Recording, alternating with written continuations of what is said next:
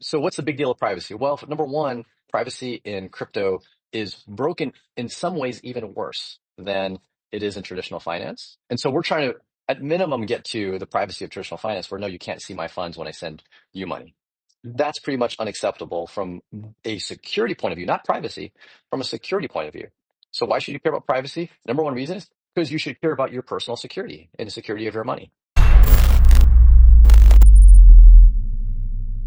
This is an audio recording of an X Space courtesy of thecoinrepublic.com, the go-to place where you can keep up to date with what's happening in the crypto space. Tokenmetrics AI analyzes millions of data points to uncover hidden gems, delivering buy and sell signals you can trust. Our AI spots tokens before they moon, helping you stay ahead in the fast-paced crypto world. Join tens of thousands of investors who have taken their portfolios to the moon and beyond. Welcome to the Crypto Pulse Community AMA with Paul Puey of Edge Wallet. Now, this is hosted by the Coin Republic, and I am hosting this. I mean, Coin Republic, they're the ones doing this, coinrepublic.com, and I have the pleasure to do these spaces once a week, either on a Wednesday or a Saturday, where I speak to a mover and a shaker in the world of finance and in the world of crypto. And today's guest is Paul Puey, who is the CEO of Edge Wallet, edge.app. Now, before I introduce him, just a couple of things. Nothing that I say or Paul says should be taken as investment advice. Please, please, please do not go and sell your house and your wife or your husband and your children and all your clothes in order to invest in something that you hear over the internet. Always do your own due diligence. So remember that. Now, I am Crypto Rich. You can find me on ODYSEE and on Rumble and on YouTube. But really what you want to do is you want to follow the coinrepublic.com. They're a crypto news website. And how you can follow them is if you click on their X account and follow them on X, and you can find them on the coinrepublic.com. And you should also follow edge.app. And you can find them via Paul, his, because if you're listening on the X Space, you can just click on his link and it will take you to his X account, and you can follow him there and go through to Edge and use the Edge wallet for storing your cryptocurrencies. Now, before I introduce him, just very quickly, I don't have any news items today, but I always think it's a good idea to have a look at the price of Bitcoin, because we all love Bitcoin because we're in crypto. And according to CoinGecko.com, Bitcoin currently is $109,000. 776 109 how do you say big numbers $109,776, and it's gone up 0.6% in the last 24 hours. So it's all looking very good and healthy, and the all-time high is just under $112,000. So we're not close, we're not far from the all-time high, so watch out for that. Now, Paul has joined as a speaker. I'm going to be introducing him in a moment. And just to say to Paul and everybody else here, because this is audio, there are no visual clues. So I may interrupt Paul and he may interrupt me. And so Paul, please unmute yourself. It's so good to talk to you. I remember you and I recorded a video many years ago, and we said, oh, we should do this again. And we never did for many years. Hey, Paul. Hey, how's it going, Crypto Rich? Yes, it definitely has been a while. So I remember doing that video and actually meeting way back, I think pre-pandemic years and whatnot. And so glad to be on the Yes. show, glad to get, a little bit exposure through Coin Republic. And so appreciate your time. Yeah, not at all. And thank you for making yourself available to have this conversation. And this conversation, this X Space, will appear on the Coin Republic Twitter account, and it'll also be at some point appear on my channels if people want to catch up later. Okay, so Paul, do you want to start by introducing yourself briefly and then saying a little bit about Edge Wallet, edge.app, and then we'll get into that? Yeah, hi everybody. My name is Paul Puey. I'm CEO and co-founder of Edge. I'd say I've been knowledgeable of the existence of Bitcoin since about 2013. Didn't become a founder and entrepreneur in the Bitcoin cryptocurrency space until 2014. Actually, very soon after I discovered it, I felt like we needed to build something in this space specifically to drive mass adoption of self-custody and privacy. We've been focused on that since day one. Our original app and company name was called Airbits. We were focused on payments. I mean, we wanted to really promote the use of Bitcoin as a payment mechanism. We had a built-in merchant directory inside of our app, as well as an integrated wallet that had NFC and Bluetooth payments. It was Bitcoin only at the time. Obviously, as time went on and many other assets became not just more popular, but also provided different functionality, we pivoted the company approximately around 2018 and rebuilt the app entirely from scratch and rebranded the company to what is now Edge. And so with that, we're now a very, very multi-asset, still privacy focused. I would call it like a trading wallet. Right? It is a self-custody, privacy-focused trading wallet, allowing you to buy, sell, and trade cryptocurrencies. We've got dozens of chains support. I think we have a very, very rich support of different blockchains. And more importantly than that, very, very rich support of exchange functionality, not just through your kind of typical swap providers that are CeFi centralized, but also through decentralized exchanges and decentralized bridges. You know, I think the Thorchains, the Maya, the Uniswaps of the world.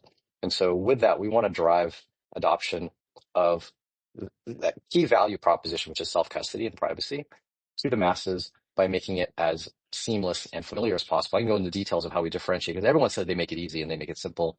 We actually do something different to accomplish that goal.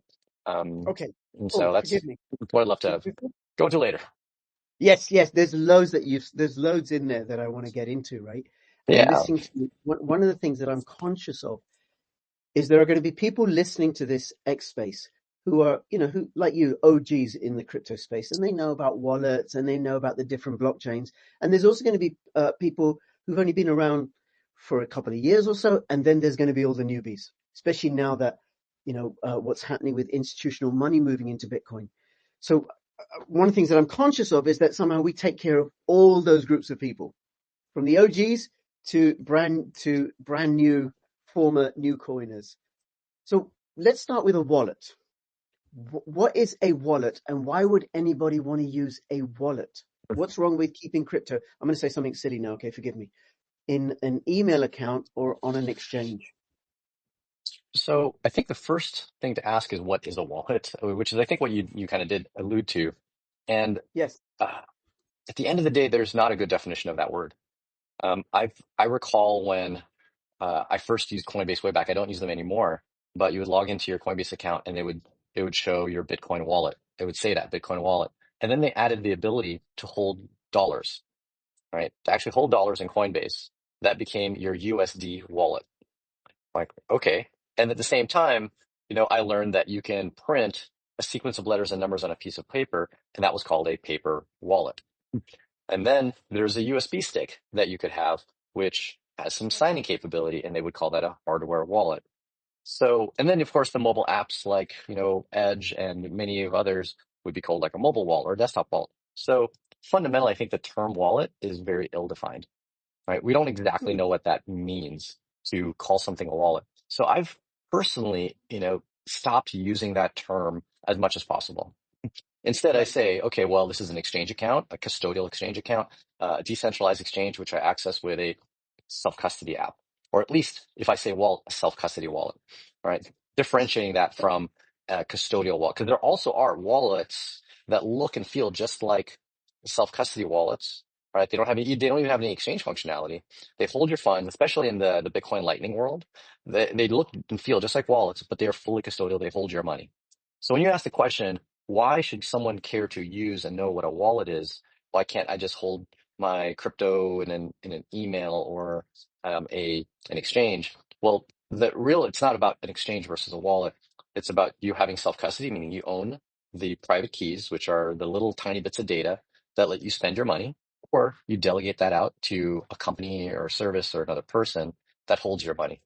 And the entire philosophy and ethos and purpose, more importantly, the purpose of Bitcoin when it was invented was to create a digital asset that you can hold yourself. Without that, there's nothing unique about Bitcoin. There's nothing unique about any of the cryptocurrencies. There's nothing unique about blockchains if you if you aren't able to hold your own funds. Okay. But, the bank has my money, and, people store gold and silver in vaults. So why not just have someone else hold your cryptocurrency? What's wrong with that? They're specially catered for it. Right. And so that's entirely fine if that's the path you want to go down. I would ask the question then, what makes crypto unique? What makes Bitcoin unique? If we are putting it into vaults with other companies, with banks, there's nothing actually compelling about it. If that's where you put it, right? We could have already made a centralized ledger that says there's 21 million of these tokens, and the banks control it, and they can pass it around between each other and send it and say that you have, when you send, you have zero point zero 0.01 less Bitcoin, and the other bank has zero point zero 0.01 more. We could have already did that from day one, and in many ways we did. Um, the reason why not to, kind of begging the question, is different depending on who you are and what your personality is and what you value. So for a lot of people that at least I resonate with and I interact with, they value things like privacy, financial sovereignty, meaning, and what does that mean to be financially sovereign? Meaning you have control of your money. You can send it to who you want, wherever you want, censorship resistant, globally accessible. And if you care about those things, then holding your money is a must. If you don't hold your money, you leave it with someone else, you lose all your privacy, meaning they know how much money you have, they know where you are sending it, they know where you're receiving it from. Zero privacy. And then you not necessarily get zero autonomy, but you have major restrictions on your ability to move and receive funds. Just search on the internet for people that say, I cannot withdraw my money off Coinbase, right? Or they're only letting me withdraw $1,000. But I've got $100,000 in there. And if anyone, has been in crypto long enough, you know that many cryptocurrencies can and generally do go up in value. So what might be $1,000 today could be $100,000 tomorrow. And suddenly you are restricted from pulling out that full amount. So that financial sovereignty, that control, is the biggest reason to custody yourself, cryptocurrency. And like I said, it's the number one thing that makes crypto Bitcoin unique. Without that, there's nothing unique about it compared to dollars, gold, and everything we had before.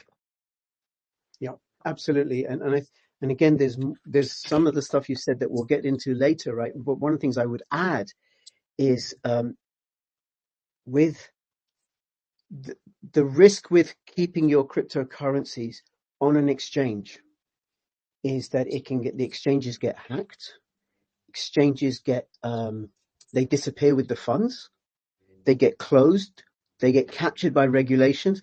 Paul, you may remember BTCE Oh yeah, or CRIPSE. for sure. Yeah, I was I definitely had around that time. Litecoin. I had Litecoin in BTCE and CRIPSE. Gone, Oh, and that probably was gone. Litecoin when it was worth a lot less. A whole lot Back less. back I in had those days, Bitcoin. I don't think Litecoin broke like $4 back in the days of I could be It wrong, I was can't remember. cheaper than that. But It was cheaper than that, right? yep. But yeah, who knows what happens? They ran off with the funds, maybe, right? Or regulators closed them down. So the whole thing about cryptocurrencies is that I'm responsible for them. It's mine, and I don't have to trust anybody else. They are trustless and they're permissionless, and like you said, censorship resistant.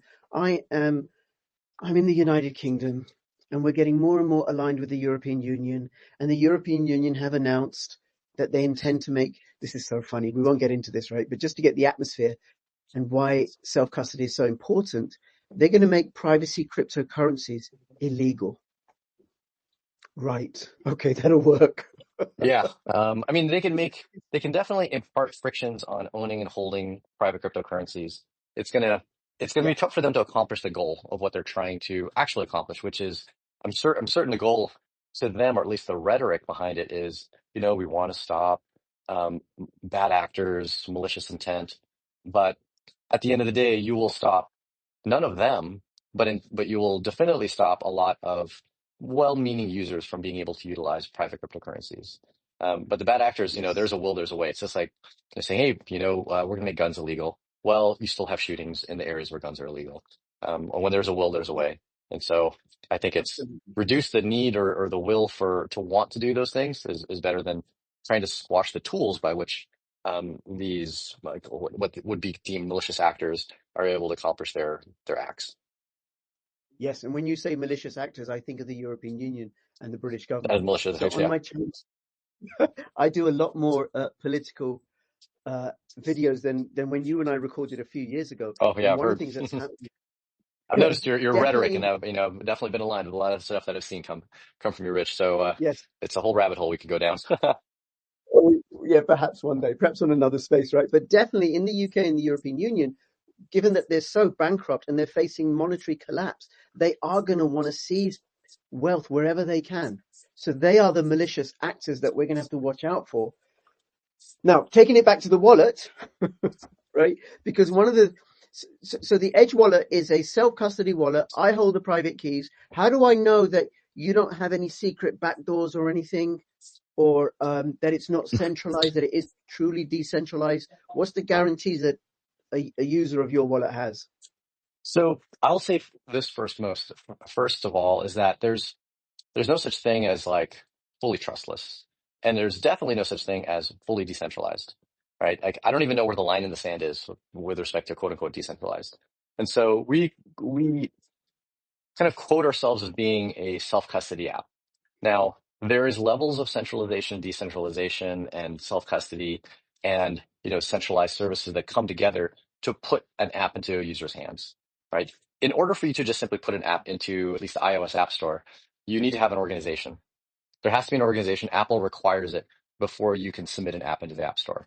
And with that organization, you have, admittedly, some level of centralization. So I'm going to start off with the bad. Well, what people consider bad, which I don't think is generally bad, but I think it's just the talking points that would criticize an app in the App Store and how quote unquote centralized it would be. So we as a team at Edge are, in a way, an organization. We're a company based here in the United States. We write the app. It is open source, so that gives a much higher level of transparency to validate that our app is doing what we say it's doing. Right. So that could be the number one thing to look for in the ecosystem is open source apps. And when something is custodial, when you just trust your money, guaranteed, nobody is open source that is a custodial service. Like I've not seen one at all, ever. Now, from the viewpoint of non-custodial or self-custody apps, where you run the app, you hold your keys, you transact, there's various levels of, well, is it centralized? Is it not? Blah, blah, blah. And the one thing that a lot of people may criticize even Edge, right, is we have the mission of driving adoption of crypto to the masses, even the people that don't want to be bothered with the difficulty of key management, difficulty of trying to achieve privacy. And so with Edge, your keys are encrypted on your device, but they are backed up to our infrastructure. But they're backed up after they're encrypted, not before. And the login credentials you create in Edge are encrypted and hashed. We never see them. We don't actually know what people's usernames and passwords are, but that's what encrypts and backs up the keys. So there's both a level of self-sovereignty using encryption, meaning encryption on your device, but there's a level of what people would criticize as centralization, in the sense that the backup of that encrypted data is with Edge. And so the blend of that, though, is both the ability to control your funds, and you see your keys. You can see your keys if you want to. You send transactions yourself, but at the same time, a much more forgiving user experience. So if you were to lose your phone, if you were to, break your phone, lose your phone, you simply log in. As well, if you were to put your login credentials in a very insecure place, like what's the common rhetoric? Oh, underneath someone's keyboard. It's a terrible place to put your password, but people do it. Some people reportedly done that, and you didn't use a password manager. Facebook account. Yeah, you put your login into your Facebook account, or you reuse the same password with LinkedIn. So if you're to do any of those, generally speaking, poor security measures, you're still secured because Edge can do things like rate limiting and also IP validation, two-factor protection on those credentials. If you were to just simply write down your master private key, those 24 words, put it in a bad place, and someone sees it, your money's gone. It's gone. There's no extra level of security that you can apply to that. Other than that, where did you put that backup? And so this is where the blend and the hybrid that we've built tries to give the best of both worlds, where yes, our users control their funds, but we're much more forgiving in case they've done something poor from the viewpoint of their normal security practices, which when you throw 24 words at somebody that's never used crypto, they're almost certain like, I don't know what to do with this. Where do I put it? And I personally don't even know where I would put it. Like I don't have a 24-word C that holds any substantial amount of money. It's all just play money to try out different apps. And so getting back to your original question, right, which is about the wallet and the security point of view. Yeah, we're trying to find that balance, and I think most of the industry should as well. Okay. Now, so the data, so all my login credentials is encrypted before it gets stored on your server. So if somebody comes along, grabs those servers, or says you have to have the information, it's completely useless because it's just gobbledygook. But is the process by which it's encrypted, that coding, is that open source so that people can see, okay, there's no backdoors here, there's no ways that they're secretly copying it? Yeah, so that everything is encrypted on the device, and that entirely is open source. I'll be the Right. first to I'll be the first though to always point out where people should be aware of the kind of security model that they're given. And so if someone were to gain access to encrypted data, whether it be on your device, like get access to the data on your device, or if you backed up your phone somewhere, that encrypted data isn't 100% useless. They could try to brute force it, meaning they could try to guess the login credentials, right? That's something that they could do. Same thing if they were to get access into our infrastructure. One of the things that we do to ensure that that is a very difficult thing and not worthy of the time and effort is, number one, we employ very, very strong encryption, which is what's called like password hashing, so that just trying one password is a high amount of effort. However, if they happen to know it, they could possibly get in. So obviously, we do encourage people to have strong passwords when they're using Edge. And second, another thing we do is we don't collect personal information. So we have millions of what I'd call like a locker. You walk into like a locker room, you see like, a few dozen lockers at the gym. Well, we have millions of them, and each one of them has a different combination lock, right? That combination lock is the password that someone uses for their account. The difference is you can't see what's inside. That is a very, very important piece of our security. You don't know what's inside all of these lockers, and you don't know who owns them either. So that's a very valuable piece of security is when there's millions of lockers, you have no idea what the value is inside any of them, and you don't know who owns any of them, so you can't try to target people who are high value. The effort to breach the system goes up exponentially. And that's what we are partially relying on. We layer the security is a system of layers, and you layer one piece over another over another. And so, if no one breaches our system, we have layers such that it's hard for them to get in, right? Like CAPTCHA, two-factor IP validation. And even if they were to get in, it's like, well, which account is what? Which one has any money? You don't know who owns which one. So these layers are what really build up the very vault caliber security model that we've built. And once again, open source so that people can prove or at least validate what we're saying and that it matches what we're doing. Okay. All right. That sounds great. So then my next thing is like, is it safe to keep all assets on the Edge app? Because I have a little bit of money on a not a web wallet, but a software wallet like Exodus or Koinomi or something like that. And then I have MetaMask and Kepler, and then I have a hardware wallet that's everything's online, and I hardly ever touch any of that.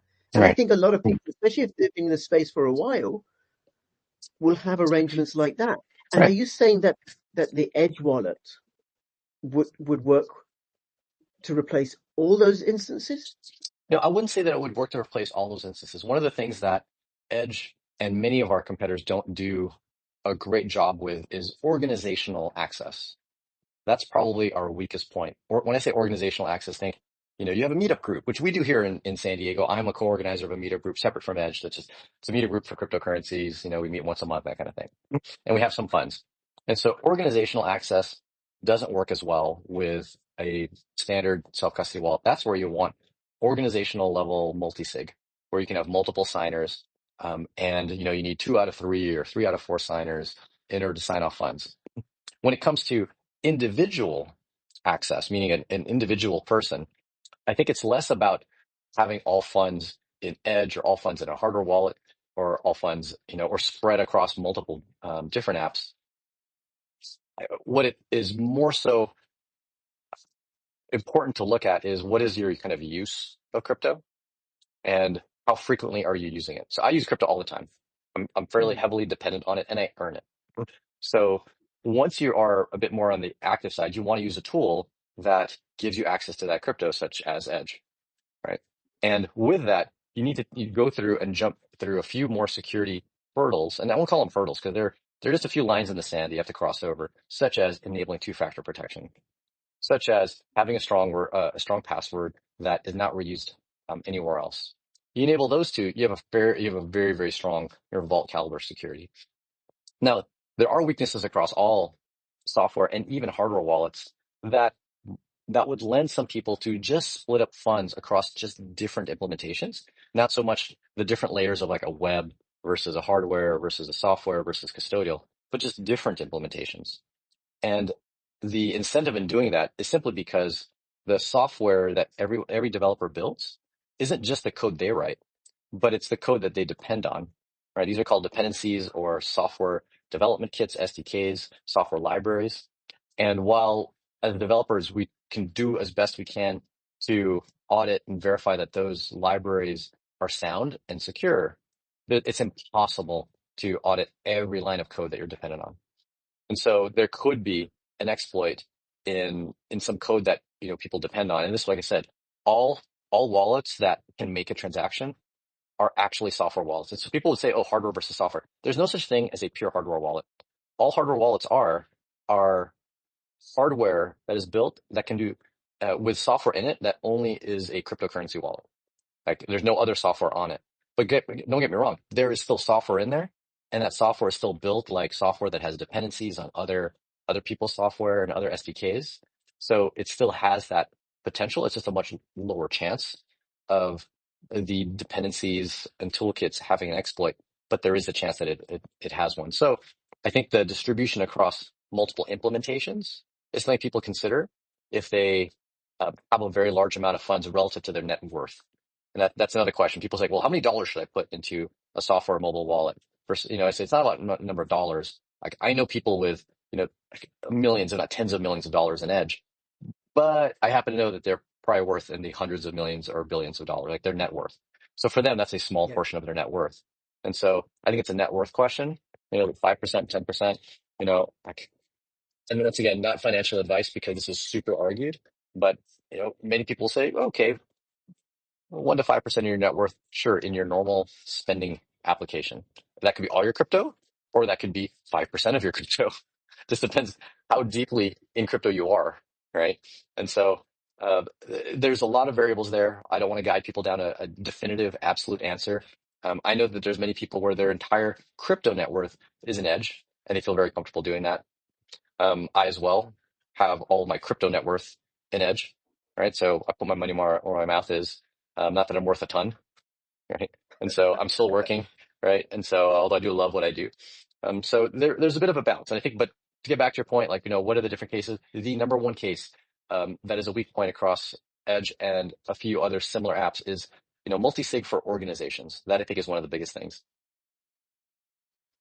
Yes. Okay. And the thing about organization, this is a slightly clumsy segue, but it's an important segue, which is there's a feature that you've got, a decoy feature in the Edge, in the latest version, the duress mode, which is a little bit organization, but for a different purpose.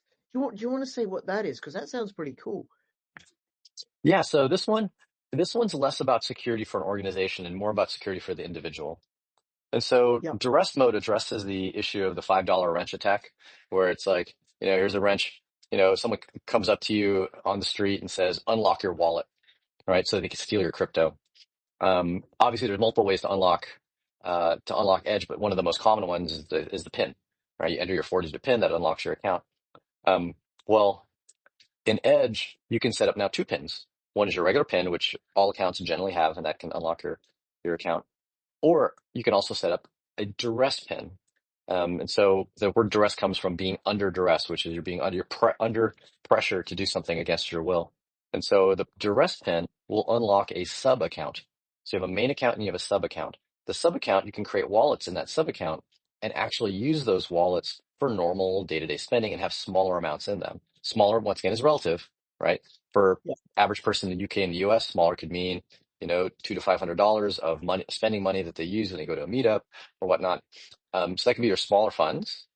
And then the larger funds can be in your main account, which are not visible in the duress sub account, right? The duress account wallets are visible in your main account. So you can actually use these smaller wallets for normal day-to-day use. They show up in the duress mode, but all your larger accounts don't. And so what we're doing here, it kind of addresses that earlier topic we talked about, is we're trying to make a software mobile wallet self-custody app more useful for larger funds. Because for some people, they might, their day-to-day could be a larger amount of money that they're actually spending. They're buying first class plane tickets to Dubai, which easily can cost like $20,000, and you literally could do that with crypto, especially Bitcoin. But not feel uncomfortable walking around with that on their phone because they have duress mode to protect those funds. That's at the heart of what we've built, and it's something that's been asked for quite a number of years. It took us a while to figure out the architecture of how we can do that elegantly, especially given our accounts system. And there's definitely many pieces of it that we aim to improve over the future. But for now, that actually it's deployed, it's live. We invite people to give it a try and definitely send us your feedback. That sounds amazing. And is it so? Let's say that my real account has the password, has the pin 1234, and then these are terrible pins, by the way. Sure. And Which then is, don't use these pins, by the way. don't use these pins, and these aren't my real pins, by the way, right? All right. And the duress one is 0000, 4 zeros. Another terrible All right. pin. Not my pin either. Yep. So all I would do under duress is just tap in the duress pin, and then it automatically chooses and takes me to this small amount account. Absolutely. That's exactly it. And the Wow. account should look and feel exactly the same and be indistinguishable, to the person, the quote unquote, the attacker. When I say attacker, I mean whoever's putting you under that duress. And, we've heard that people want this for that, once again, that $5 wrench attack, but also for the sake of security of funds when doing things like crossing borders. Where some people are asked to unlock their phone and then they worry about the security of their funds if they unlock it and it shows a large amount of funds on there. And once again, large is relative. It could be $1,000 for some people, it could be $1 million for others.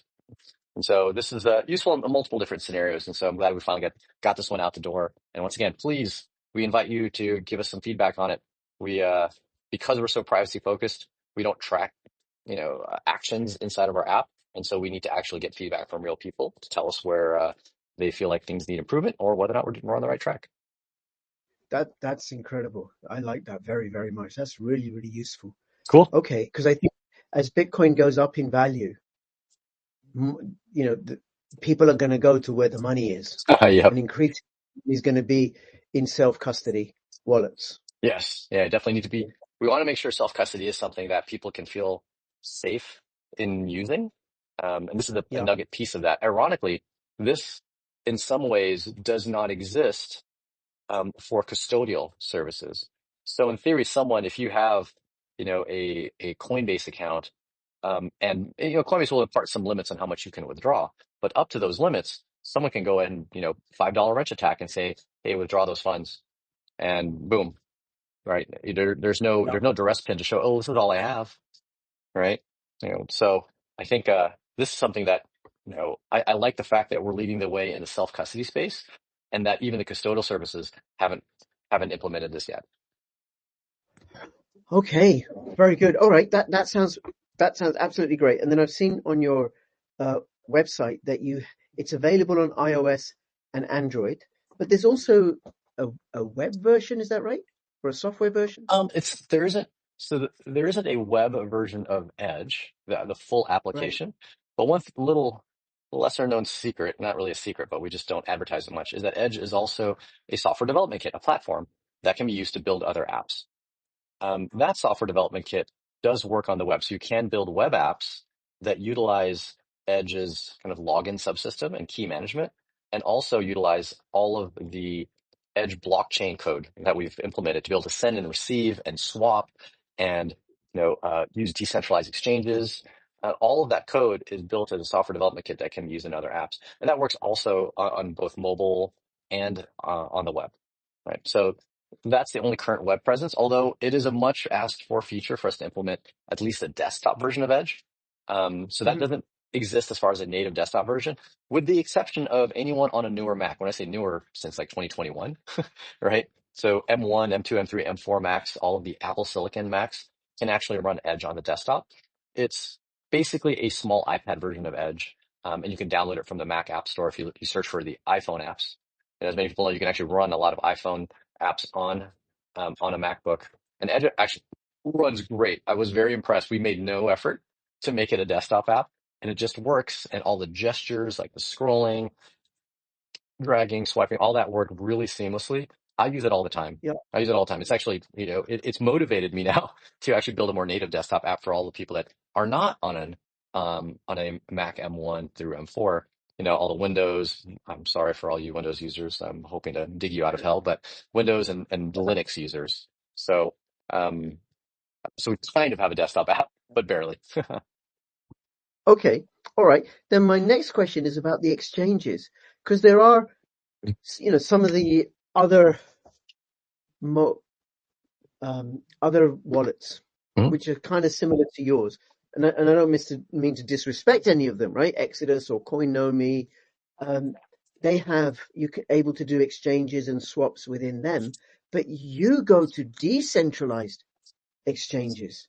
Yeah. That's pretty phenomenal. How do you do that? I mean, it's not what I would call like, necessarily groundbreaking. There's quite a few other apps that do it. I think where we're groundbreaking is that we integrate so many of them because we want to drive as Right. much traffic to decentralized exchanges versus CeFi, centralized swap exchanges.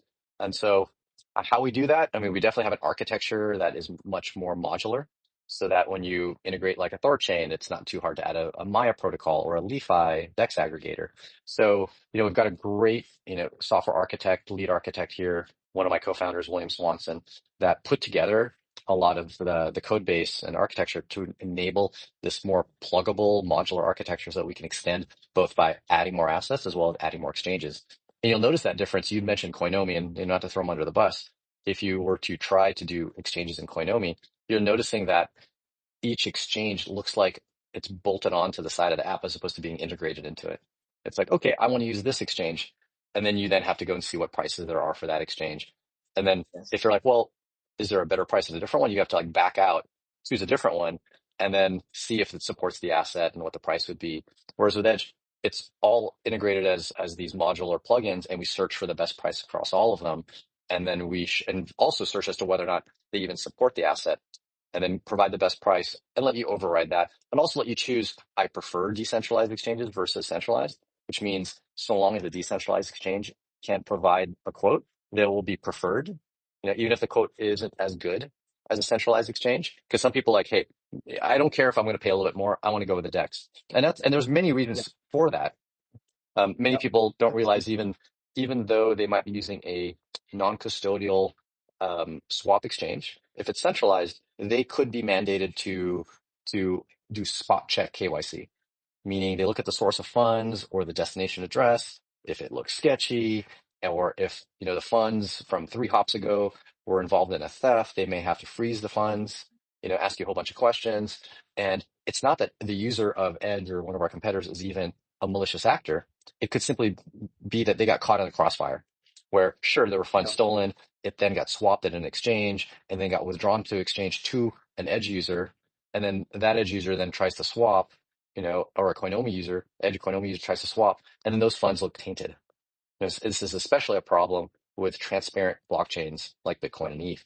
And so even if you were a well-meaning user, you may have gotten tainted funds, not realizing it. And then when you try to do the exchange, those funds get frozen. That doesn't happen with a decentralized exchange. Right? With a decentralized exchange, they're not connected. These nodes are not connected to um, any services that look for, well, what's bad or good funds. They are agnostic to that. And that's what crypto really should be, right? People can do good things and bad things with crypto, but it's about the tools being agnostic and neutral.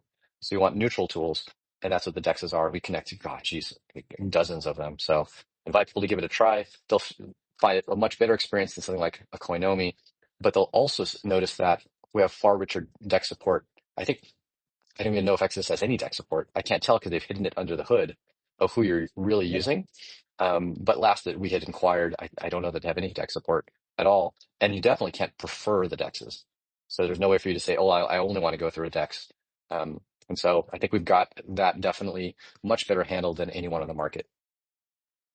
Okay. Now that sounds really good, and a constant theme from your speaking, it's in the background, and it's also overt, and you've said as much, is your personal commitment, I think, but also Edge's commitment to privacy.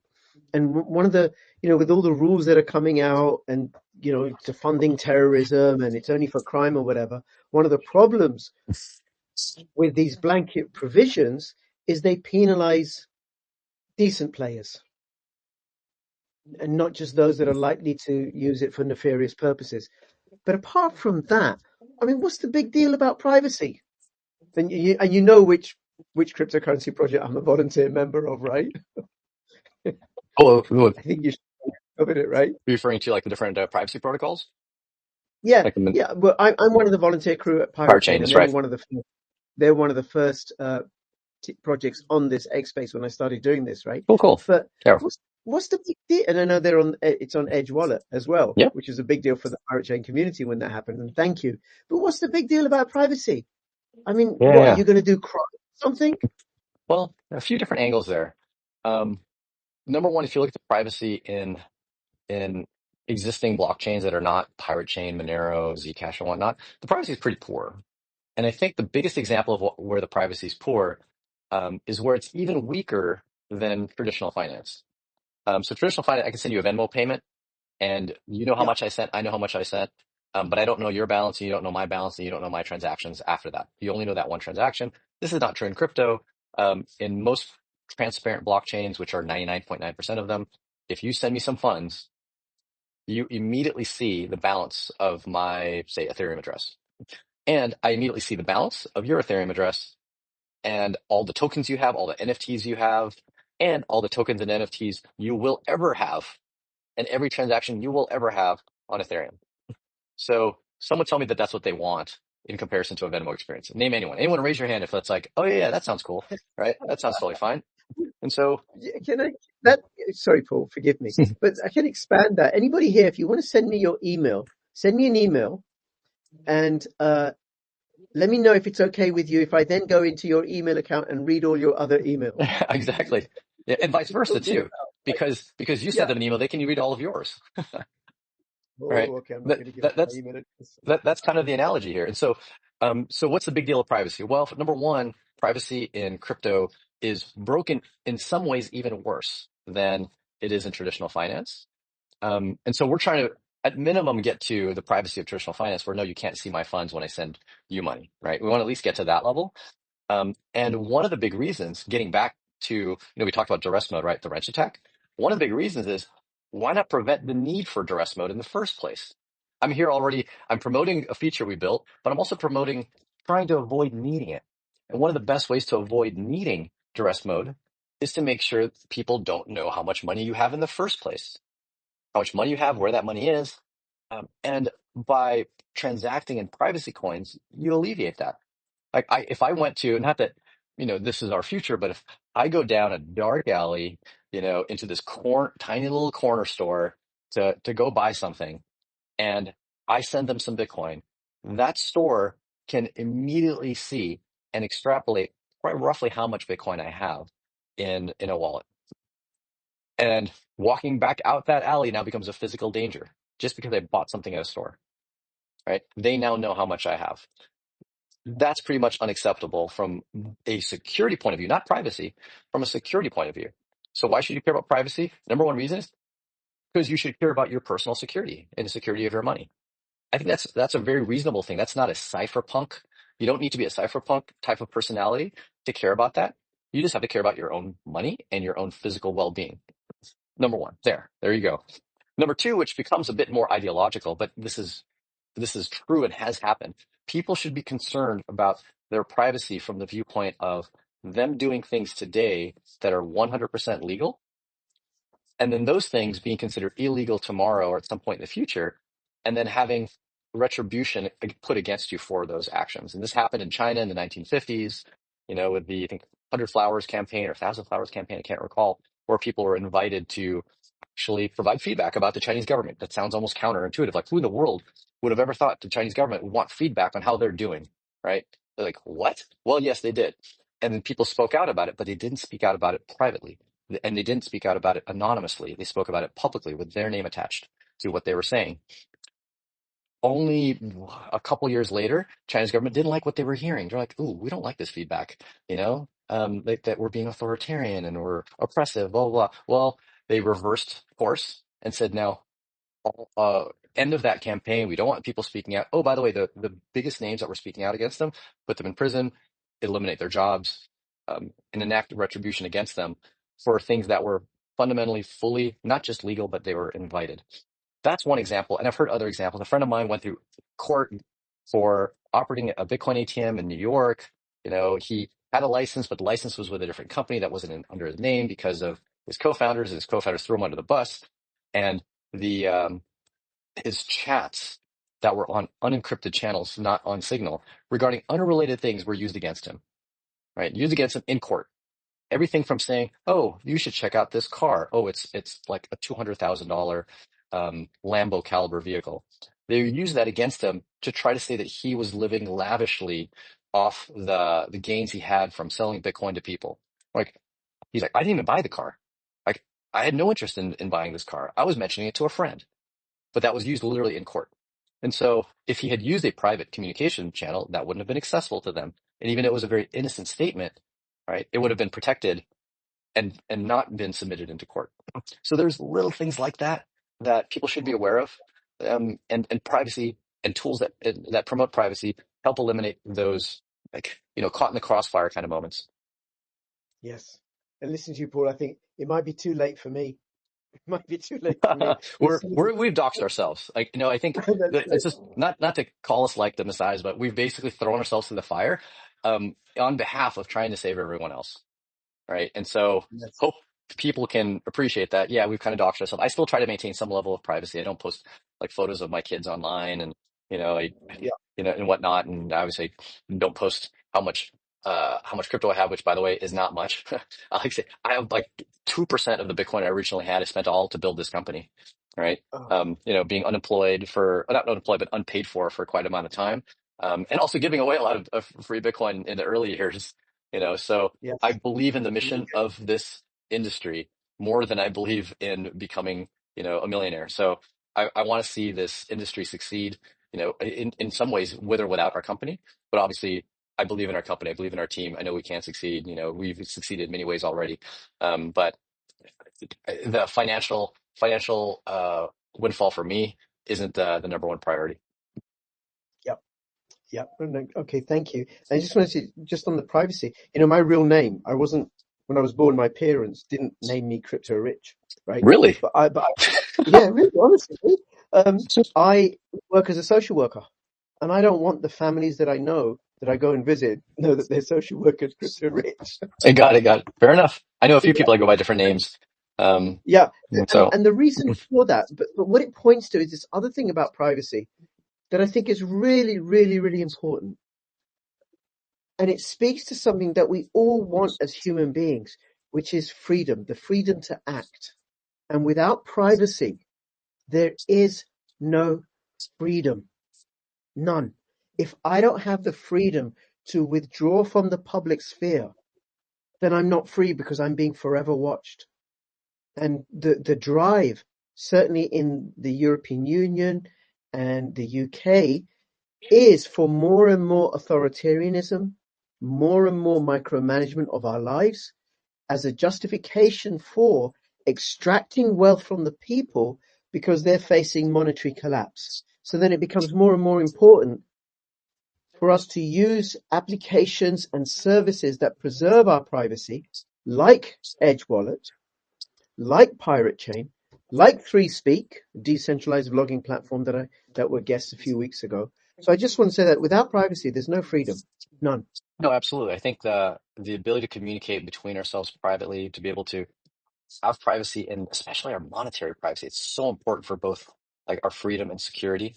I mean, like monetary privacy, just ask yourself right now, like the next time you go to apply for a job, do you want that employer knowing exactly how much you've earned and exactly how much you've spent, over the past 10 years, or even a hint of it, not necessarily exactly, because that's a negotiation tactic, right? Without privacy, we don't have the ability to negotiate for our own well-being.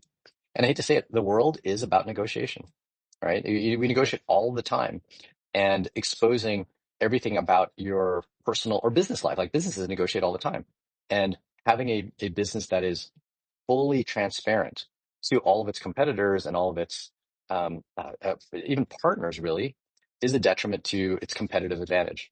So while transparency is good in many ways, I fundamentally do think that privacy is is an important default, and then allowing organizations and people to provide transparency at their own free will to be able to, like, for example, us provide transparency in our source code to gain a level of trust. So it can't be 100% private. I think a world where everyone's behind a mask and doesn't share their name and whatnot, it's a bit of a dystopian world, right? I don't want to Yeah. interact where everyone I go up to, I don't really know who they are. They're just a handle. If I walk up on the street, I do want, we are humans. We value the connection, and we value it when someone takes something that's private about them and then makes it public to me, right? That's what builds a human bond, right? If you start opening up, you hear that, right? Oh, he opened up to me. She opened up to me, that kind of thing. So we want to be able to do that, Yeah. but we always want that to be the optional thing, right? That's the optional. Once you've gained that trust of someone else, and in that same sense, it should, on a financial level, it should be optional. On a communication level for chat apps, it should be optional. Absolutely. Absolutely. And then the Edge wallet holds Monero, Pirate Chain. You recently listed Zano. Yep. What are the other privacy cryptos that you have? PivX. PIVX, although we don't currently support the privacy layer of PIVX, that's still something Right. that we're considering going forward. But from the viewpoint of chains that we support with the full privacy, Zcash, Zano, Monero, and Pirate Chain. And we do a unique thing with Zcash. Like, I'm generally speaking not a big fan of privacy chains that have optional privacy, where the Yeah. default is transparent and then the privacy is more optional. And so what we did with Zcash is we actually first implemented Zcash where we only supported um, shielded addresses, meaning users that send into Edge have to send into shielded addresses. That made us incompatible with a lot of services. Like I remember Zuko himself was like, I cannot withdraw my money from Coinbase, my Zcash from Coinbase into Edge because Coinbase does not know how to send to a shielded address. And I was like, ugh, okay. We did eventually add support for transparent addresses, but in our, obviously our privacy promise to users, we will auto shield the funds, meaning as soon as you receive any transparent Zcash, it automatically gets shielded so that users are not storing transparent funds. Because by storing transparent funds, you can actually cause a significant amount of privacy leak, right? You store some from one address or some from another, they then get merged, and well, you know that address is the same person. So yeah, this method of auto shielding preserves a high level of privacy, especially in an ecosystem where the default is transparent. Okay. And now we're at 6 o'clock. There's a few more questions I want to ask you. Are you okay to stay a little bit longer, Paul? Yeah, I'm pretty sure I'm good. Let me just double check my calendar here. Yeah, let's do it. We can go another 10, 15 minutes. Yeah. Okay. So it's great that you do these privacy cryptos. I'm looking on your website. I actually can't see or find, well, where's a link that lists all of the cryptocurrencies that you do, or all the chains? You're not the first person to ask that. The website keeps falling behind our listing of all the different chains. And so um, it's one of those, like, we need to find a way to tie our website to our source code, because the marketing team can't kind of keep up behind it. And so currently, yeah, there isn't a place on the website per se where you might be able to download the app and you can And see the then entire find list out. right there. And so, but you're right. Okay. It's a good point. We should add a list on there, at least of the chains. The chains are at least uh, not as fast as at getting added as the assets. Yes. And one of the things that we had talked about is if we list the chains, will people think we don't support certain assets that are tokens? Because to some people, they don't know the difference. Like Oh, they actually don't know that, USDC is different from Ethereum and different from Bitcoin, right? And so if we do list tokens, well, we support like thousands of them. That changes all the time, right? And so that was one of the weird debates we had. So maybe in the community, you tell us, like, do you know any friends that can barely tell the difference between a chain and a token? And admittedly, for some obscure tokens, I actually don't know. Like, is that a chain? Is that a token? And so we could list chains, but we don't want to scare people into thinking that, oh, they don't support, like, what was it, Fartcoin, right? And I really wanted to get Fartcoin, and Edge doesn't have it because they only have these 36 chains, right? So we wanted to build the infrastructure to be able to just search everything, and it ties into the exact asset list, not chains or coins, but the full asset list that we support. That way there isn't a discrepancy and people getting misled to thinking we don't support it. But for now, yeah, you got to download the app to find out all the different stuff we support. There's a handful of like asset chains at the very bottom of our website that are just mhm. some of the more popular that we've bothered to create dedicated pages for them. Well, this has fallen behind pretty drastically. It only shows Bitcoin, ETH, Litecoin, EOS, which we barely support now, Stellar, XRP, Dash, and Monero. So that one's very out of date. But That is thanks that for the is feedback. This is great. Thank you so much, Crypto Rich, because yeah, it brings back to our growth team and hopefully put something together that's at least uh, that a is little so more funny. informative. Yeah, because for me, if I saw straight away, oh, this wallet stores, I can use all these privacy cryptos, that would be a pull for me.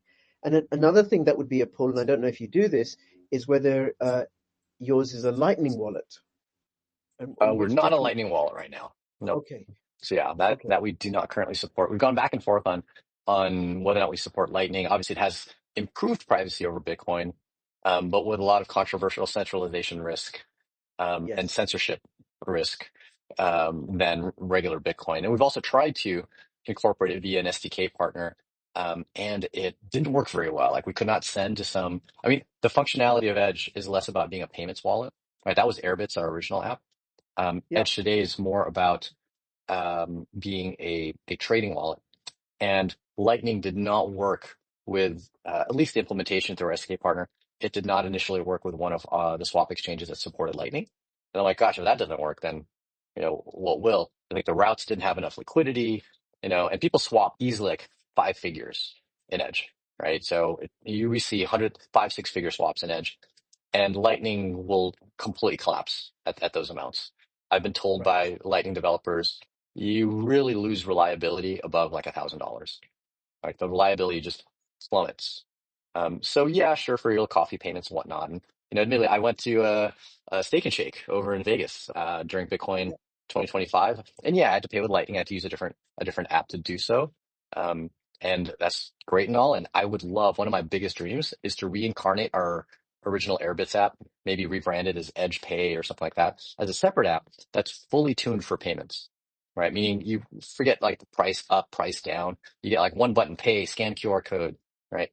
Make it super simple and easy. And that kind of app would definitively have to have Lightning, unless Lightning died by the time we built it. Um, but in the interim, yeah, we don't have Lightning support, and I'm still on the fence as to its long-term success. One thing I will leave with though is I'm very excited about the Bitcoin L2s that are coming out that could easily replace the need for Lightning and give Bitcoin far more functionality than it currently has. oh wow, I don't even know about those. The space is so much larger now than it was back in 2017. There's so much going on. There's far too much There's too going on, much. Yeah, which is why can't keep up. a little, a little plug here for the coinrepublic.com. You want to keep up with them. Um, okay, now how does the wallet is free to download, free Yes. to use, apart from transaction fees. How do you make your money? Just the fees for people buying, selling, and swapping, or staking as well. So we do support staking, or better than staking. I shouldn't call it staking. I should call it earning, because you can earn in multiple ways. One of which is staking, such as like staking ETH and Cardano, um, Filecoin, whatnot. But Hmm. those are the three main ways that we earn money. So we put a little bit of a spread. You can even see how much we make on the decentralized exchanges, the Thorchain and Maya, because those are actually very public. Those are public blockchains. So you can actually see the amount of money we make on those protocols, but not in the CeFi centralized services. Obviously, those aren't public on chain. And so that's primarily it. We do make a little bit of money on licensing out our infrastructure SDK. So other people that build apps using the Edge software development kit, those people would pay a license to Edge to be able to use our infrastructure that holds all of the encrypted keys, the backups, the synchronization, the two-factor protection, all of that. Um, that gets uh, put in as part of the SDK. So we make a bit of money. It's maybe like 5% of our revenue, not a whole lot. But yeah, it's really the swapping, buying, and selling. Okay, and does your wallet work with DEXs directly in the way that MetaMask and Kepler and Phantom Wallet and Yeah, what's the one? Edge supports Wallet Connect specifically. Not all decentralized apps or dApps support Wallet Connect. Many of them will support a plethora of different ways of connecting your wallet to what's almost always a website. Um, and so Uniswap works, Aave for borrowing and lending works. Although, admittedly, Wallet Connect itself, outside of our control, can be very finicky. There was one point in Mhm. time where Edge and 5 other apps I tried could not connect to Aave. And so, like, I don't know what's going wrong. And then the next day it worked. And so Wall Connect is one of the most finicky and I would call unreliable protocols I've run into in my time. And ironically, the EOS world, which almost nobody is using anymore, has a different protocol that is like, insanely reliable. I'm one of the board members of the FIO Foundation, FIO Yep. protocol. shameless shill. Love the protocol. It's hasn't been a great token investment, but I think the utility and functionality of it is great. It was built on the EOS system, so it's a fork of EOS, and so I occasionally have to go in and sign transactions for the FIO Foundation, and that the protocol that connects my mobile wallet to the website that creates the transactions is flawless. It just never fails. And so, um, will they answer your question? Yes, you can connect to these other dexes. The only problem, though, with cross-chain dexes is there's not a good standard by which you connect to different chains. So how do you connect to Bitcoin, right? Like the wallet connector, the connection for Bitcoin isn't well standardized. ETH is well standardized, but things like maybe Cardano aren't. So from a cross-chain DEX point of view, I don't think that the future is connecting your wallet to the DEX. I think the future is using the DEX inside of your self-custody wallet app and Okay. having it directly integrated. It's a much better user experience anyway when it's directly integrated versus, oh, I It, want to do a it swap, is. scan a QR code, sign, sign an approval, sign again. It's a terrible user experience. I honestly hate the experience of a separate wallet, self-custody wallet app to a decentralized app. Like I would rather them Okay. be integrated together. Okay, thank you. And then can somebody import a 12 seed or 24 word seed phrase into your wallet in order Edge? to get it going? Yes, actually they can. One thing unique about Edge that I didn't mention earlier is there's not one 12 or 24 word seed for all of your assets. When you launch Edge, I think we default there's like 5 assets that get put in most in accounts by default. You can add more, of course, and remove them. But each one of those chains is a completely different master private key. So therefore, you can Wow. actually add more master private keys and you don't have to do anything else. Right? It just gets encrypted and backed up. So every time you import, encrypted, backed up, encrypted, backup, add a new wallet. You say, you want to add Pirate Chain. You just tap add Pirate Chain. It creates a brand new encrypted, a new mnemonic. It encrypts it and backs it up. You can export them as well. And so a lot of people might think, wow, that's really inconvenient if I want to actually write down my seeds. You're right. That is super inconvenient because you could have 20, 30 seeds all inside of Edge. But the goal is that you don't actually have to. Right? Edge does the encryption, it does the backup for you. So the number one thing for you to have is your login credentials and make them strong. Then you can import and export all you want. And there's a big security benefit to this, which is really nuanced. But a lot of people may export their keys from a multi-asset wallet like Exodus or Edge to use them in an asset-specific wallet that might have functionality that is above and beyond multi-asset wallets. It's like multi-asset apps like Edge might not have all the features of each chain, right? We're not able to Yeah. stake or earn yield or airdrops or vote. It's hard for us to support all the nuanced little features above and beyond sending, receiving, maybe staking, and swapping. That's kind of the base set of features you'd expect out of a multi-asset wallet. In contrast, like the voting, governance, all of that stuff, airdrops, forks, not generally supported. But if you were to export your key from, say, an Exodus and put it into, say, a Solana specific wallet, which this literally did happen last year or 2 years ago, there was a very Mhm. specific Solana wallet where people exported their keys, put it in there to do some Solana specific stuff. That Solana wallet had a major exploit and it was leaking the master private key out to the internet and people lost funds. Oh, But they didn't just lose their Solana. They lost their Bitcoin, their Ethereum, their Litecoin, their Dogecoin, Monero. They lost everything because the master private key was the same key for all assets.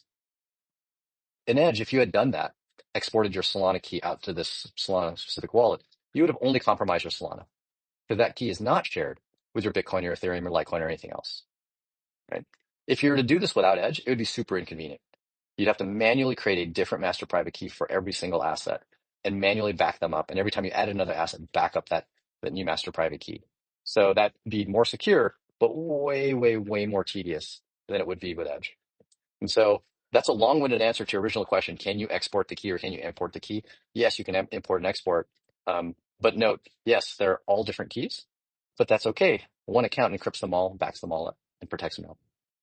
I was going to say that one wallet to hold them all, Yeah, to we're like rule an them all, encrypted bucket. like Lord of the Rings. Yeah, Like, look, this is we're, more wallets. yeah, we're one big encrypted bucket, and it holds all the different keys, what you import, what you create in Edge, and more importantly, what people don't realize, it also is the encrypted bucket that holds all of the metadata of the app, all your settings. When you go to settings and change settings, Edge doesn't know what those settings are. They're really all encrypted on the device, and then they're backed up and synchronized between your phones. So you log in on a new phone, you don't have to reset all your settings, right?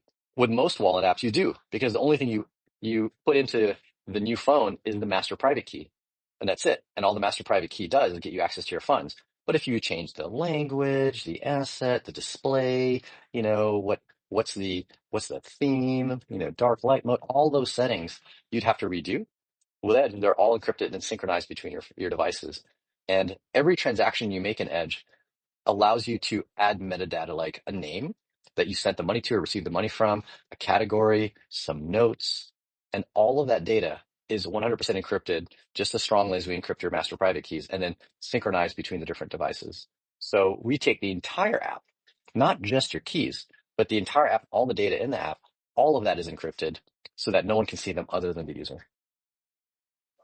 Okay, Paul, this is incredible. Absolutely incredible. Like the thinking that's gone behind this. That's what I'm thinking about, how the team have worked and said, okay, let's do this and let's do this and let's do this, right? To make it easier for everybody. Now, I want a couple of short answers because we did say finish at 6 o'clock, and much as I'd like to talk to you, and I would like to call you straight after over Telegram about another matter, right? You offer live support so people can actually speak to or engage with a real live person. Correct. That we do. Yes. Okay. And anything else you want to say that we haven't covered that you think is important for people to know? No, I think we've covered everything that I could possibly think of at this point. And so I'll say that, if there's anything we didn't and the audience thought would be interesting to know, definitely, ask the question, shoot us a message. Edge.app, as you'd mentioned at the very beginning of the spaces, is the best way to contact Edge or me. Through our website, you can actually get my contact information both on LinkedIn and X, and as well, contact our team via our support channel, send us feedback. So I'd like to leave with just that main nugget, edge.app. If you don't forget that, you can contact us in many different ways, as well as downloading the app from a legitimate source. Yes. Okay, Paul, thank you so much. Thank you.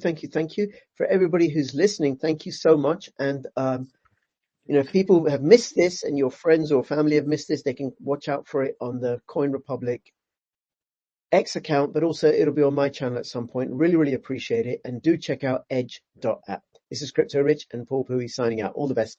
Bye-bye. Thank you. Bye-bye.